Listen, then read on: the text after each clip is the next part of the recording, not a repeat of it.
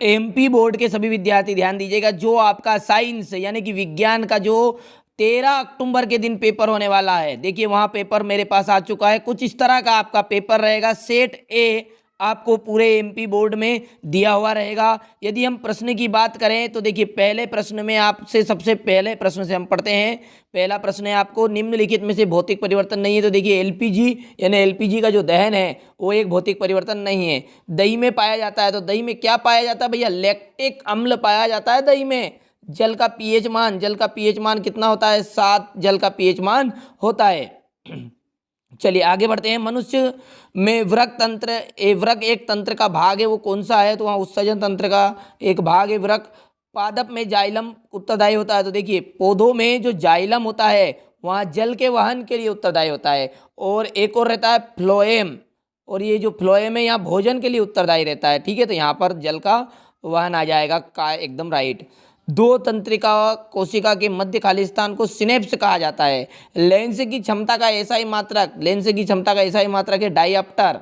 ठीक है भैया। चलिए स्वस्थ मनुष्य, स्वस्थ मनुष्य की यदि हम बात करें तो स्वस्थ मनुष्य की जो स्पष्ट दृष्टि की न्यूनतम दूरी है वहाँ है 25 सेंटीमीटर। क्या आएगा? एकदम राइट इसका 25 सेंटीमीटर। चलिए क्वेश्चन नंबर 2 में आपको रिक्त स्थान दिए हुए रहेंगे, वो भी 7। ध्यान से देखिएगा। ठीक है, पहला रिक्त स्थान पढ़ते हैं कि किसी रासायनिक अभिक्रिया का समीकरण के रूप में निरूपण, जो प्रतीकात्मक निरूपण करेंगे वहाँ क्या कहलाएगा? तो वहाँ कहलाएगा आपका रासायनिक समीकरण। क्या कहलाएगा वो? रासायनिक समीकरण। ठीक है। अम्ल एवं क्षारक एक दूसरे को उदासीन करके क्या करते हैं? लवण एवं जल बनाते हैं। क्या बनाते हैं भैया? लवण एवं जल। ठीक है। धात्विक ऑक्साइड प्राय, धात्विक ऑक्साइड यदि प्राय हम बात करें तो धात्विक ऑक्साइड होते हैं क्षारकी। इनकी प्रकृति किस तरह की होती है? धात्विक ऑक्साइड की क्षारकी। वे सभी प्रक्रम जो सम्मिलित रूप से अनुरक्षण का कार्य करते हैं वो कहलाते हैं जैव प्रक्रम। क्या कहलाते भैया? जैव प्रक्रम। चलिए समय ना गवाते हुए जल्दी जल्दी पढ़ते थोड़ा सा। हमारे शरीर में नियंत्रण और समन्वय का जो कार्य है वहाँ तंत्रिका तंत्र और हार्मोन्स दो चीजें करती है भैया, समन्वय और नियंत्रण का कार्य। तंत्रिका तंत्र और हार्मोन। ठीक है, तंत्रिका तंत्र और हार्मोन। चलिए किसी गोली दर्पण की फोकस दूरी और वक्रता, उसकी वक्रता त्रिज्या की कैसी होती है? तो कम होती है। कम नहीं, देखिए गलत हो गया, आधी होती है। आधी लिखिएगा इसका। ठीक है, आधी। दो प्रिज्म फलकों के बीच का जो कोण है, दो प्रिज्म फलकों के बीच का कोण प्रिज्म कोण, प्रिज्म कोण। ठीक है, यही 13 अक्टूबर के दिन हो पेपर आने वाला है। जिनको यहाँ पर फेक पेपर नजर आ रहा है वहाँ वीडियो छोड़ के जा सकते हैं। ठीक है, वहाँ जिनको भरोसा है इस चैनल के ऊपर वही बच्चे देखेंगे। ठीक है, उष्मा का अवशोषण हो जाएगा। उष्मा शोषण अभिक्रिया। समय ना गवाते हुए जल्दी जल्दी देखते हैं। Plaster of Paris, CaSO4H2O। Chlorophyll का आपका हो जाएगा प्रकाश संश्लेषण। न्यूरॉन तंत्रिका तंत्र की इकाई। और अभिसारी लेंस, उत्तल लेंस।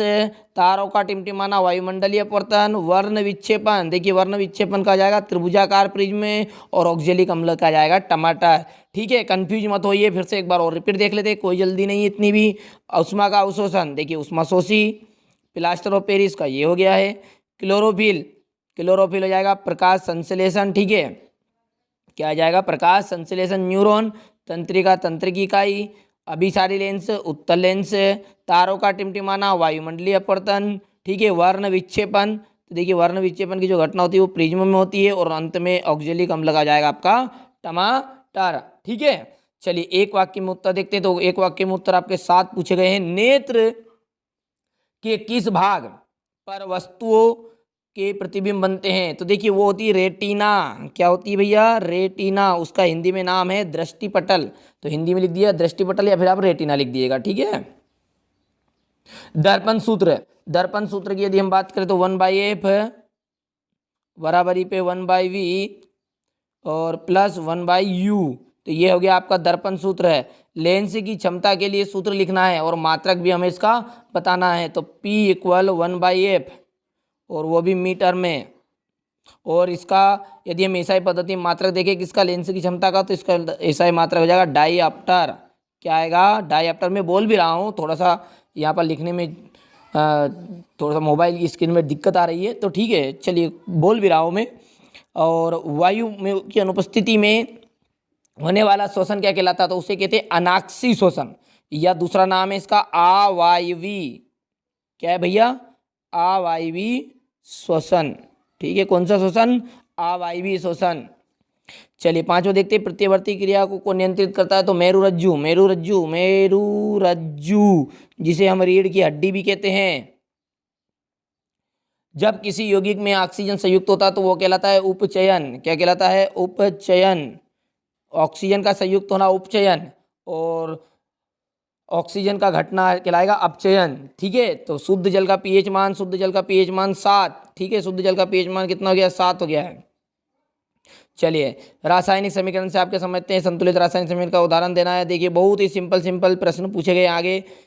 वायु में जलाने से पूर्व मैग्नीशियम रिबन को साफ क्यों किया जाता है? लोहे की वस्तु को हम पेंट क्यों करते हैं? विकृत गंधीयता को परिभाषित करना, संचालन की परिभाषा आपको देनी है। ठीक है, अम्ल को परिभाषित करना है। क्लोर क्षार अभिक्रिया से आपके समझते हैं, पीतल एवं तांबे के बर्तनों को दही खट्टे पदार्थों में क्यों नहीं रखने चाहिए? मतलब जो बर्तन होते हैं तांबे और पीतल के, उनमें दही या खट्टे पदार्थ नहीं रखते हैं। ठीक है, क्यों नहीं रखते हैं वो चीज़ आप उत्तर लिखना है आपको।